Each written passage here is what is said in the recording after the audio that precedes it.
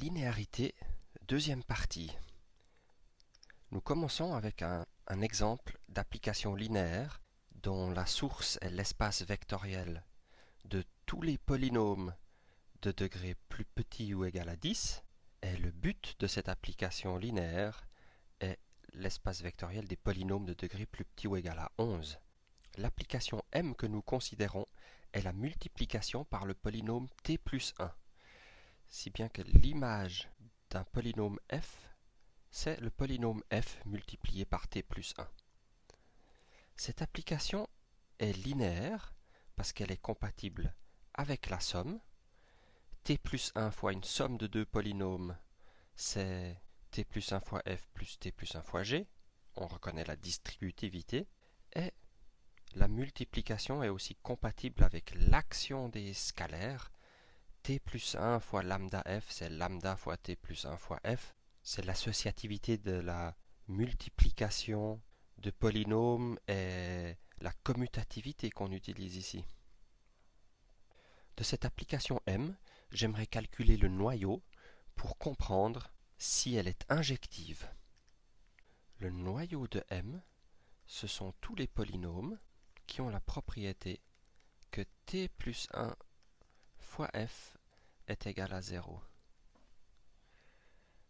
Alors si f est de degré n, t plus 1 fois f est de degré n plus 1, le seul polynôme qui est dans le noyau, c'est le polynôme nul. Donc, M est injective. M est-elle surjective? Non. Dans l'image par la multiplication par t plus 1, on n'a pas les polynômes constants. En particulier, le polynôme 1 n'appartient pas à l'image de M. En fait, vous vous souvenez certainement de l'année passée, M est une application linéaire d'un espace vectoriel de dimension 11, et le but est un espace vectoriel de dimension 12. Ça n'est pas possible d'avoir une application linéaire surjective d'un espace vectoriel de dimension plus petite vers un espace vectoriel de dimension plus grande. Ici, si vous vous souvenez, la base canonique de cet espace vectoriel de polynômes, ce sont ces monômes 1t, t carré jusqu'à t puissance 10. Alors, j'ai prononcé le terme de base, et c'est exactement ce sujet que nous allons aborder dans ce film. On considère un sous-ensemble S d'un espace vectoriel V, et à partir de cet ensemble S, on peut former de nouveaux vecteurs en créant des combinaisons linéaires. Une combinaison linéaire d'éléments S1, S2, etc. dans S, c'est une somme de multiples scalaires de ces éléments. C'est donc un vecteur de la forme lambda 1 S1, lambda plus lambda 2 S2, etc. jusqu'à lambda n Sn. Donc avec des vecteurs qu'on choisit d'une façon ou d'une autre, on forme d'autres vecteurs en créant des combinaisons linéaires. La convention, c'est que si n égale à 0, donc si on prend une combinaison linéaire d'un ensemble vide de vecteurs, alors cette combinaison linéaire est nulle. C'est le vecteur 0 qu'on obtient en prenant une somme de rien du tout. Et puis la notation, on a deux notations. Peut-être qu'on préférera celle-ci pour, en tout cas, le cours d'algèbre linéaire 2 en 5e année du cours Euler. Parce que les crochets signifieront autre chose, mais bon, c'est un peu plus court d'écrire ceci, donc on utilisera ça cette année sans problème. Donc vect de S, c'est l'ensemble de toutes les combinaisons linéaires d'éléments de S. Ce sont tous les vecteurs qu'on peut créer à partir de S en prenant des combinaisons linéaires. C'est un sous-espace vectoriel de V et on l'appelle le sous-espace engendré par S. Donc c'est évidemment un sous-espace vectoriel parce qu'une somme de combinaisons linéaires est une combinaison linéaire. Un multiple scalaire d'une combinaison linéaire, c'est encore une combinaison linéaire. Donc on forme des combinaisons linéaires pour créer à partir d'un certain nombre de vecteurs choisis un sous-espace vectoriel. C'est le plus petit sous-espace vectoriel qui contient S. Si le sous-espace vectoriel engendré par S est égal à l'espace vectoriel V tout entier, on dit que S forme un système de générateurs. Le sous-espace vectoriel engendré par un vecteur, c'est simplement les multiples scalaires de ce vecteur, et on le notera simplement K fois V, pour qu'on ça montre bien clairement qu'il s'agit des multiples scalaires de V. Donc, ayant défini ce qu'est un système de générateurs, on passe maintenant à l'indépendance linéaire. Des vecteurs V1 jusqu'à Vn sont dits libres ou linéairement indépendants si la seule combinaison linéaire qui donne 0, c'est celle qui est donnée par le choix évident de scalaire dans K qui donne 0, c'est-à-dire lambda 1 est nul, lambda 2 est nul, etc. jusqu'à lambda n est nul. S'il existe une autre façon d'obtenir le vecteur nul, alors on dit que ces vecteurs sont linéairement dépendants ou que c'est une famille liée. Donc si les vecteurs sont linéairement indépendants, cela signifie que chaque vecteur dans l'espace vectoriel engendré par V1 jusqu'à Vn, il s'écrit de manière unique comme combinaison linéaire des VI. Et par contre, si la famille est linéairement dépendante, alors il existe en général plusieurs façons d'écrire un vecteur comme combinaison linéaire de ces VI. Par exemple, le vecteur nul a toujours une façon évidente d'être une combinaison linéaire des VI, c'est 0 fois V1 plus 0 fois V2, etc. S'il existe une autre façon d'écrire 0 comme combinaison linéaire, la famille est linéairement dépendante. Cette définition, on l'étend au cas d'une suite infinie, en disant que un sous-ensemble S est libre si toute sous-suite finie de S est libre. Donc si je choisis un nombre fini de vecteurs dans S et qu'il est libre, et que c'est vrai pour tout choix de sous-ensemble fini dans S, alors on dit que grand S est libre.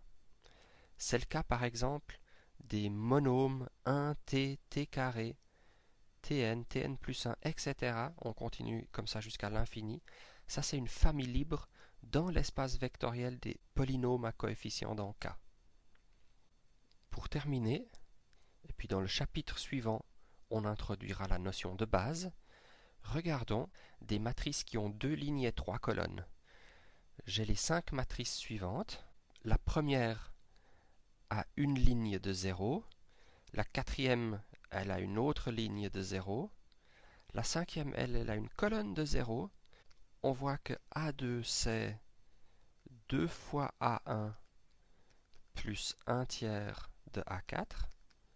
La première ligne, c'est 2 fois la première ligne de A1. Et puis la deuxième ligne de A2, c'est un tiers de la deuxième ligne de A4. Et puis de même, A3, c'est aussi une combinaison linéaire de A1 et de A4. Ici, il faut qu'on prenne les 2 tiers de A4 et une fois A1. Donc de cette façon, puisque A2 et A3 sont combinaisons linéaires des autres vecteurs, cette famille n'est pas libre. Donc, par exemple, si je choisis la première combinaison linéaire que j'ai trouvée pour exprimer A2, elle signifie que 2 fois A1 moins A2 plus 1 tiers de A4 est égal à 0. Donc j'ai une combinaison linéaire non nulle des matrices A1, A2, A4 qui donne la matrice nulle. Donc la famille n'est pas linéairement indépendante, elle est linéairement dépendante. Par contre, si j'enlève ces vecteurs A2 et A3 que je peux exprimer comme combinaison linéaire des autres matrices, alors j'obtiens un ensemble plus petit de matrices, il m'en reste 3, A1, A4 et A5, elles engendrent le même sous-espace vectoriel que les 5 matrices de départ, puisque A2 et A3 appartiennent à l'espace vectoriel engendré par A1, A4 et A5. Maintenant, j'ai enlevé deux matrices, j'ai un nombre de générateurs plus petit, donc je me demande est-ce que A1, A4 et A5 sont linéairement indépendants? Alors la réponse est oui. En effet, si je considère une combinaison linéaire lambda 1 A1 plus lambda 4 A4 plus lambda 5 A5 qui donne 0, alors, écrivons cela en termes matriciels. Ma première matrice, lambda 1 fois A1, c'est la matrice qui a une première ligne constituée de lambda 1. Lambda 4 A4, c'est une matrice qui a 3 fois lambda 4 dans la deuxième ligne. Et puis lambda 5 A5, elle a des zéros dans la deuxième colonne et des lambda 5 ailleurs. Et nous, notre hypothèse, c'est que ceci, c'est égal à la matrice constituée de 0. Le 0 de l'espace vectoriel de ces matrices 2 fois 3. Si j'additionne composante par composante les coefficients de ces matrices, ça me donne un système de 6 équations. Première ligne, première colonne, j'ai lambda 1 plus 0 plus lambda 5 qui doit être égal à 0. Deuxième colonne, lambda 1 plus 0 égale à 0. Ah, bonne chose, lambda 1 doit être nul. Si je regarde la deuxième ligne, deuxième colonne, je vois 3 fois lambda 4 est égal à 0. Donc de ceci je tire que lambda 1 est nul, de cela je tire que lambda 4 est nul. Maintenant si je sais que lambda 1 est nul et que lambda 1 plus lambda 5 vaut 0, j'en déduis que lambda 5 aussi est nul. Donc la seule combinaison linéaire de A1, A4 et A5 qui donne 0, c'est la combinaison linéaire nulle 0 fois A1, 0 fois A4, 0 fois A5 qui donne évidemment 0. Donc ces vecteurs sont linéairement indépendants.